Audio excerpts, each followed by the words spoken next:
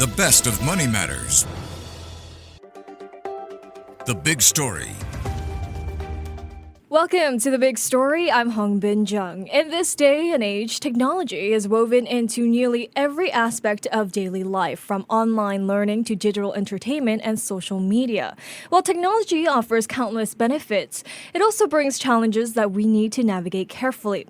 From the effects of prolonged screen time on physical health, like eye strain, to the potential impacts on mental health, such as sleep disruption, the digital age has introduced a whole new set of concerns. In a move to promote children's health in the digital age, the Ministry of Health, Ministry of Education, and Ministry of Social and Family Development have launched the Grow Well SG initiative. Grow Well SG is a new national health promotion strategy aimed at improving the well-being of children and addressing rising concerns over digital exposure and unhealthy habits. The strategy focuses on three key initiatives: purposeful screen use, a health plan for every child, and enhanced support for schools. Well, to find out more, joining us today is Ms. Sun Xueling, who's the Minister of State for Home Affairs and Social and Family Development and Member of Parliament for Punggol West SMC. Ms. Sun, welcome to the show. Hi everyone. Thank you so much for joining us. Ms. Sun, Grow Well SG launched yesterday and aims to empower families to make sure children put down their mobile devices, eat well-balanced meals, get moving, and have enough sleep, with support from preschools, schools, healthcare institutions, and the community. But what inspired the rollout of Grow Well SG strategy? Naturally, I think all of us in Singapore were concerned about the health of our children. And so we launched this strategy yesterday, Grow Well SG, because we want to make sure that our children are growing up healthily, and we are principally looking at the SEED areas, SEED, which is sleep well, eat well, exercise well as device usage. So when we look at our children, I think many of them, because of increased device usage, are increasingly leading more sedentary lifestyles. And with more sedentary lifestyles, you could see a rise in obesity. And indeed, when we look at the data in the past 10 years or so, we do see obesity rising. Right. And that's not good, because childhood obesity, it leads to a greater likelihood that when the child grows up into an adult, that he or she would be obese. Right. At the same time, habits, if developed when young, are not healthy habits, say for instance with regards to screen time usage, then those kind of habits can also extend into adulthood.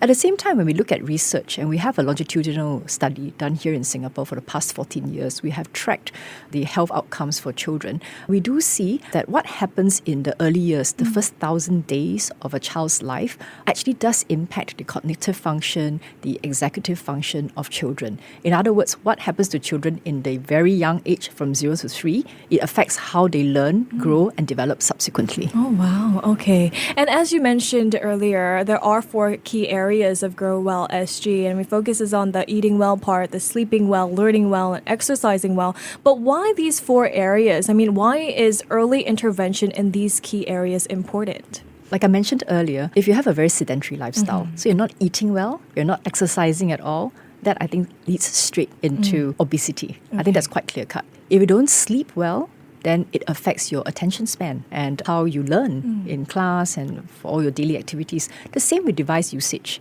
When we look at device usage, we realize that if there is excessive use, in particular in the early years, it affects development learning. So these are the factors in which led us to develop the key initiatives that deal with the SEED areas of sleep well, eat well, exercise well, and device usage. I see. Well, what does this all signal about the health of children here in Singapore then? Are we seeing a decline in the health of our young ones, especially in that age group? I think obesity is something that we're concerned about. And I think generally in Singapore, children are not sleeping as much as they should. So for the younger age groups, we will be looking at easily 8 to 10 hours of sleep. But increasingly, we see that their sleep is being affected by device usage, for instance. Right. So if they are using, mobile devices, watching TV late into the night, it eats into time that they should be sleeping and recovering, for the next day. Right. So I think these are trends that we observe that we are concerned about. I see. Well, can you elaborate on the impact of, screen time as well as, junk food, lack of exercise, and insufficient sleep on children's health? Is there any research done amongst that? We have a longitudinal study. It's called GUSTO in Singapore. It stands for Growing Up in Singapore Towards Healthy Outcomes. The short form is GUSTO. We track children, about 1,000 children. There are about 700, because for over 14 years. And we look at their cognitive development, their social-emotional learning, so on and so forth. And we've been monitoring them for 14 years. And we realize that there are factors that impact their cognitive development, their executive functioning. So device usage is one trend that we see, increasing usage amongst children. And I think it does lead to shorter attention spans, sometimes hyperactivity, and that's not good for children. So these are some of the danger signals that we're seeing. Right, I see. Were there any feedback that you've received from, say, schools and parents who participated in the 2024 pilot of the health plan? Are, parents highly supportive of these initiatives? So perhaps just to give a bit of background, so what we're trying to do with parents and in schools is that we're trying to develop almost like a customized health plan for every child. So parents will fill up a questionnaire whereby they share details about what are the habits of the child when it comes to sleeping, when it comes to eating, when it comes to exercise and device usage. At the same time, this is followed up by checks in school. So there would be nurses as part of their health screening, talking to children. And we've done this for primary 1 to primary 3-year-olds. And we've done this last year. We've covered 12 schools. So the feedback from parents have been positive because I think parents are naturally concerned about the health of their children. Right. And having a questionnaire sort of like gives you like a checklist so you know what you should be paying attention to. At the same time, I've observed how nurses actually talk to the children. So you actually have like little pictures because you're talking to children primary 1 to primary 3, right? Yeah. The children actually converse better if there are pictures in front of them. So like, for example, the nurse would be like, what's your favorite activity? Exercise activity, for instance. And then there's a picture of a child swimming. There's a cartoon of a scooter and so on and so forth. And then the child says, I do this, I do that, I do this X number of times a week and so on and so forth. And then the nurse notes all these down. So it becomes like a baseline reference in which the child then is able to use this document together with what the parent has provided in the form of the questionnaire to start a conversation as to perhaps mommy should be bringing me out more for exercise. Maybe I should be cutting down on sugar and salt and less junk food and so on and so forth. So the responses from parents towards this health plan has been encouraging. So we are rolling out nationally. I see. As you mentioned, all children now from primary 1 to 3 will get a personalized health plan from 2025 as a part of a new strategy to help them make healthy choices, a way of life, and stave off, illnesses as they get older. So if this is expanded to all children from primary 1 to 3, is it the same type of questionnaire that we saw in the pilot plan? Yes. I see. Yes. Okay. So how will then schools be supported in adopting healthier food options, and what role will the Health Promotion Board play in this initiative? Okay, so there are two categories of schools. First, we have the preschools, which take care of children 6 years and below. And then we have the primary schools, 7 to 12 years old. So currently, in our current phase of Grow Well SG, we are targeting children 0 to 12. Not that the above 12-year-olds are not important, but we're just starting with the 0 to 12-year-olds first. So in preschools, before I come to the eating habits and the meals, we have some requirements that we want preschools to pay attention to. For instance, there should be no screen time for children younger than 18 months old. And between 18 months to 6 years old, any screen time that's being used in our early childhood development centres should be used specifically for teaching and learning. So you can't just say, play a video just to occupy the child's time because that's not meaningful, it's not purposeful. And we want educators to be focused on it, and that's why we're incorporating this guidance into the code of practice for preschool educators. Then for the primary schools, for the children 7 to 12 years old, actually the schools already have quite a comprehensive way of tackling device usage. So for instance, they're not supposed to use mobile devices in classrooms, not during break time and so on and so forth. So that's already in place. But I think what's important is that educators are focused on like cyber hygiene, cyber wellness, making sure that children know that they should be using devices for learning purposes as well. Otherwise, they might be exposed to certain types of harms that might be online. So coming back to meals, I think what we're trying to remind everyone is that we should try as much as possible to be incorporating whole, grains, fruits, more vegetables, and less oil, less salt, less sugar. And we're working with canteen operators as well. So the Health Promotion Board actually has a healthier ingredients initiative. They're working with canteen vendors to look at how they could actually source these healthier ingredients to be used for canteen food. Oh, I see. I see. And we also, talked a little bit about children's device usage and how that impacts, children's health. I mean, there is a huge focus on this device usage habits of children to promote better health amongst the youth. What do the updated guidelines then regarding device usage entail? I would say there are already device usage guidelines. HPB made it available last year. Right. But we made it even more focused, even clearer for educators as well as parents. So like I mentioned earlier, strictly no device use, no screen time for babies up to 18 months. Not even like background noise or fillers. Some parents may be using devices to distract children at younger than 18 months, say when feeding, and that's really not recommended because actually babies really do not understand what's happening on the screen. We've seen it through social experiments. They don't understand what's happening, but they may pick up habits, say for example, just swiping the screen with their fingers, and then they kind of like adopt that habit for everything else, and all that action that's happening on screens, it really messes up the child's, it's just become overly stimulated, and that's not good for babies. So our advice now is very clear cut. 18 months and below, please try not to give your child devices. Like I mentioned, 18 months to 6 years old, if you're using it for teaching and learning purposes in school, that's okay to complement teaching and learning. But outside school, at home, then they should only be looking at using it for an hour a day outside school. And for 6 years and above, so 7 to 12, you should be looking at maximum 2 hours a day. Yeah. So parents should not be giving like unlimited usage, to their children, because you don't know what you're watching online, and that's just too much stimulation for children. I see. Why is there a need for these updated guidelines though? Why, update them now? I mean, is there research that the government has highlighted to, support these guidelines? Longitudinal study that has been conducted for 14 years. So we basically track the oldest child now is about 13 years old or something. So we have some health data, but we also look at the experiences from other countries. And I think increasingly many overseas jurisdictions are coming out with their own versions of guidelines on social media usage, device usage, because social media and device usage, it can be used productively.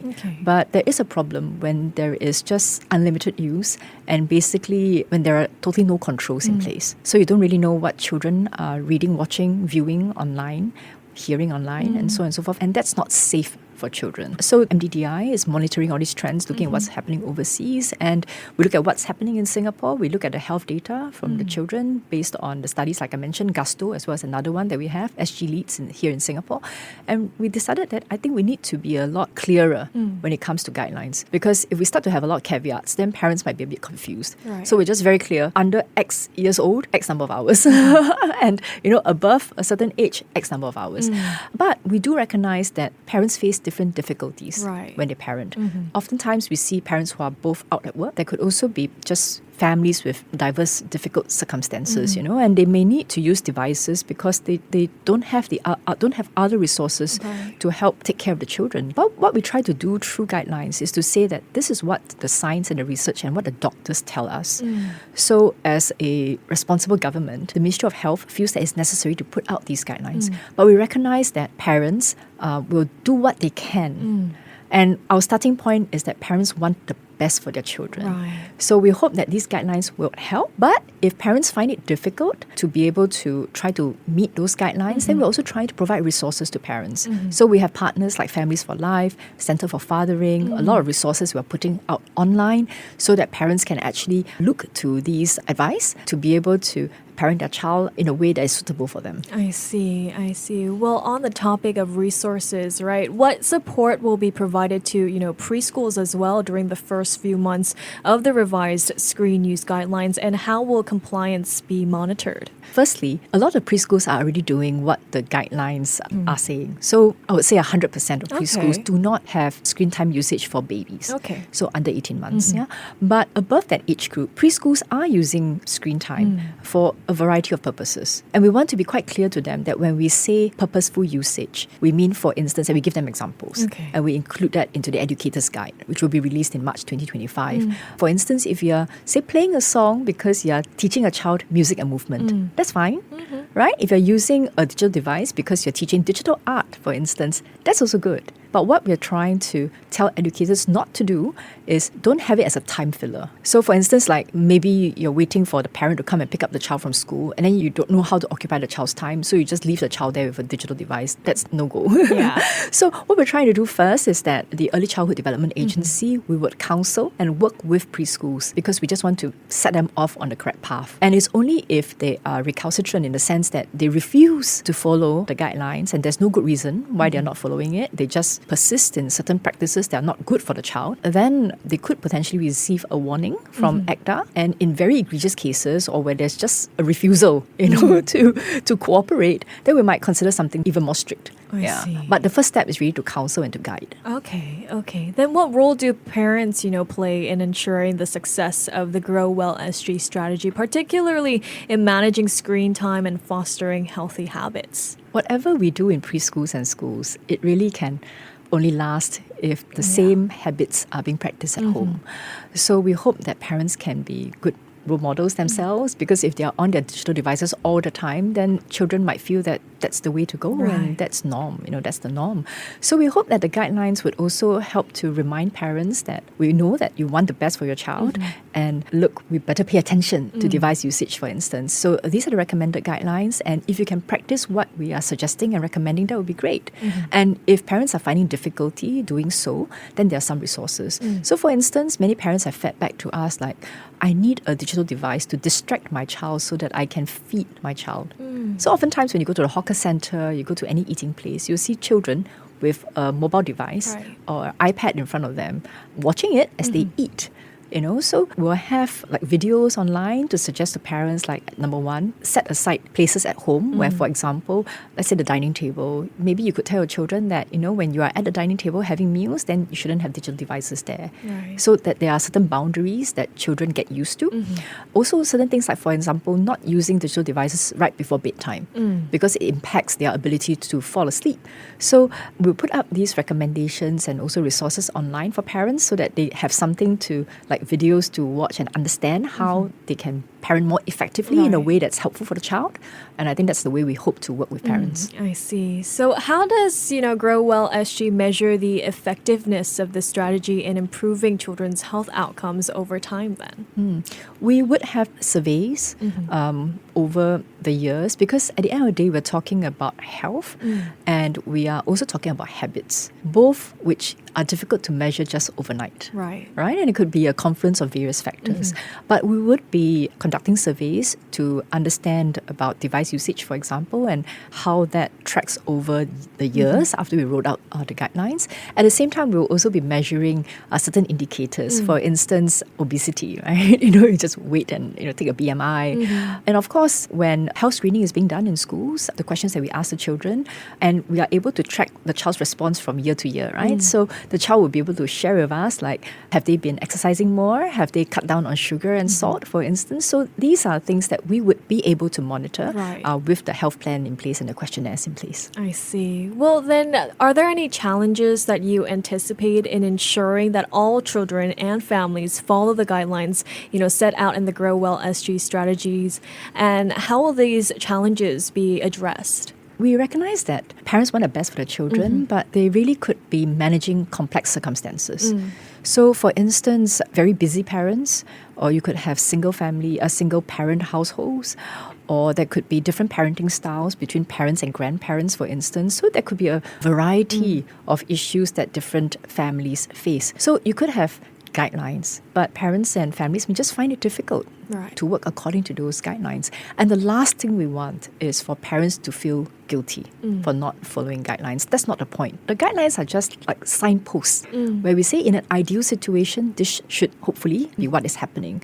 But if parents are finding it difficult to meet those guidelines, then the question is, how do we best support you? What are the resources that you need from us, from the government? How can we work with you on this? Or should we encourage more conversations also between teachers and parents so that parents know what's being practiced in schools and then they can follow through at home while recognizing that there could be all these different factors that are affecting what is happening at home.